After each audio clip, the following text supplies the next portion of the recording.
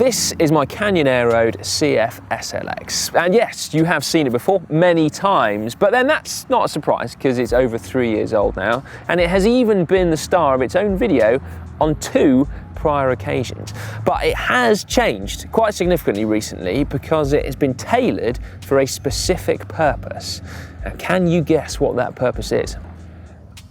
Yep, hill climbing. Ha!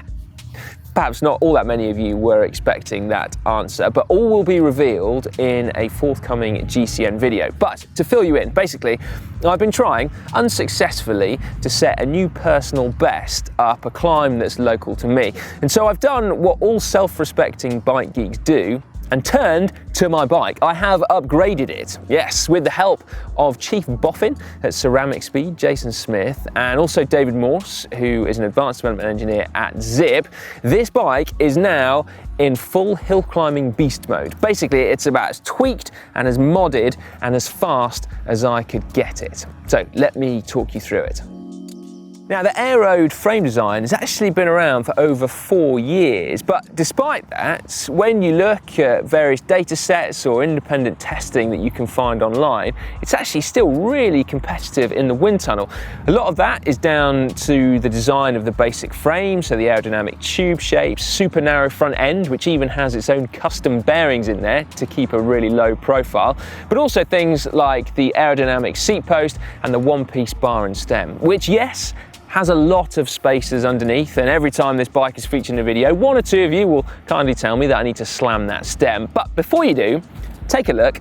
There is already quite a lot of saddle to bar drop going on, and I also have to confess that I do really like the look of aerodynamic spaces under an aero stem. Now, I know, for me, it's got that kind of weird retro modern thing going on, but anyway, we've not come here to discuss aesthetics, we've come here to discuss performance.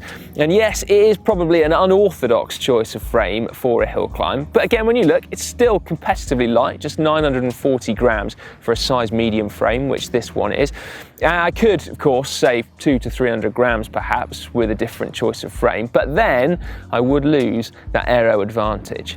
When you look closely, which I'm sure you're doing right now, you can see quite a few scuffs and scratches, as befits a bike that's 3 years old and done as many kilometers as this one has. So all things considered, I think it's holding up pretty well. Certainly better than me if you look back 3 years, and man, am I glad that we don't get many close-ups on presenters in videos. As you can see, the SRAM Ready Tap group set is still on here. I believe this is one of the first production samples that came off the line that I managed to get my hands on 2.5 years ago. I do still have the Dura-Ace direct mount brakes on there, so it kind of pains me slightly that it's not a complete group set. SRAM have now started making their own direct mount brakes, but I haven't managed to get myself a pair of them yet. But you know, I'm slowly coming to terms with it. I mean, 1 or 2 days go by every month where I don't think about the fact that I've got a mismatched group set. But anyway, hopefully over time I will come to terms more and more. Anyway, those are the things that have stayed the same. What about the changes on there? Well, I don't think you can fail to notice the derailleur cage and the chain, so I think we should start there. The cage is a Ceramic Speed OSPW, which is oversized pulley wheel system.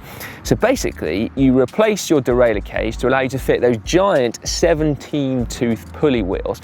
The theory being that the larger radius means that the chain needs to bend less, which makes it more efficient. It generates less friction. They, of course, spin on ceramic bearings as well, so that reduces the friction even further. And then this chain, so this is a Ceramic Speed UFO chain, and it's not talcum powder, as you probably expect. It's actually Teflon powder that gives it that white look.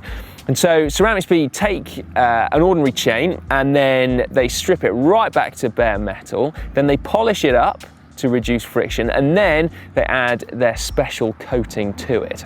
Elsewhere, I've got Ceramic Speed bearings in my bottom bracket to further reduce rotational friction, and indeed the wheel bearings as well. And all of those bearings have been treated with the super fast time trial specific lubricant that Ceramic Speed have kindly shipped over as well. Now, onto wheels. Many of you might be scratching your heads and wondering why on earth I've got super deep Zipp 808 NSW wheels on a bike tailored for hill climbing. But I deferred to the experts. Basically, Zipp have got this super clever software that can predict an outcome based on certain known parameters, which kind of makes it sound like they can see into the future. It's not quite that advanced, but it is uncannily good at predicting time trial performance. So basically, according to maths, Zipp worked out that you get more of an advantage by using a slightly heavier but more aerodynamic wheel. So on go, the 82mm deep 808s, 27.5mm wide, and they also feature what's called their showstopper brake tracks. It's kind of got like a ridged brake track that improves braking performance. Not terribly important for going up, I'll grant you, but nice and reassuring for the way back down. Now they are of course heavier than your usual climbing wheel, although still competitive at 1,700 grams for the pair, but I could, should I have wished, saved about 500 grams by swapping to, say, a set of 202 tubular wheels. But again, I deferred to the power of maths and have gone for this. I've also taken the slightly unconventional step nowadays of running 23mm wide tyres. They're a little bit lighter, they're also a little bit more aerodynamic. I've run them relatively soft at about 85 psi. But once again, these are choices that have been guided very firmly by maths. Oh yes, and while many of you may be thinking that with all this talk of wider tyres, perhaps running narrow tyres again may well cause something like the Sky to fall down, actually it was really nice, and I've forgotten how nice 23mm tyres can really be. What then about this gear ratio at the back? That will probably have some of you scratching your heads as well, so I won't ruin the surprise. You will have to watch the GCN video, but rest assured that too was guided by maths. Lots and lots of maths. Up front, I've got my Quarq power meter, so I can record all that data, therefore able to prove that I have indeed, hopefully, done what I set out to do at the end of the day. And then I've also got 5339 chain rings on there. I must confess, I'm a massive fan of a 39 tooth inner chainring. I appreciate that's quite geeky, but I do just prefer the way it rides over a 36 or a 34. I don't really need a 53 outer ring anymore, but well, there's not much to lose from running it. Now, despite all this amazing new kit on here, there's still quite a bit of old stuff as well, like those Look Keo blades that are now in their 6th year. God knows how many kilometers they've done. They were with me for my last year as a professional cyclist and every year since. I've also not changed the Physique Arione saddle that came as stock. I mean, why would I, given that it's my natural choice anyway? And the other thing that might be quite peculiar to you is that also that's the bar tape that came with the bike. Yes, 3 years old, and indeed unwrapped carefully whilst the shifters were changed from Shimano to SRAM and then reused. Oh yeah, might be slightly disgusting, but I think you should recycle where possible.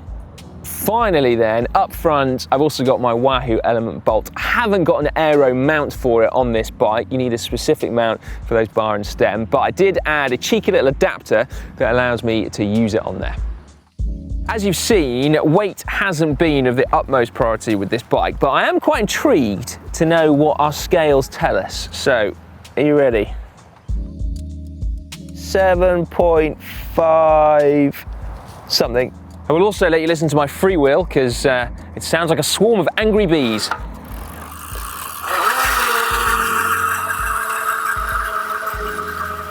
So that is my very modded and hopefully very fast hill climbing bike. As ever, I would be fascinated to know what you think about it, so make sure you get involved in the comments section. I'll be down there as well, hopefully answering any questions that you might have about it.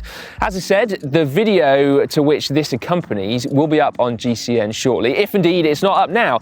If it is, then there'll be a link on screen. If not, do make sure you subscribe to GCN. And if you already do, make sure you tap this little bell icon that's just down there.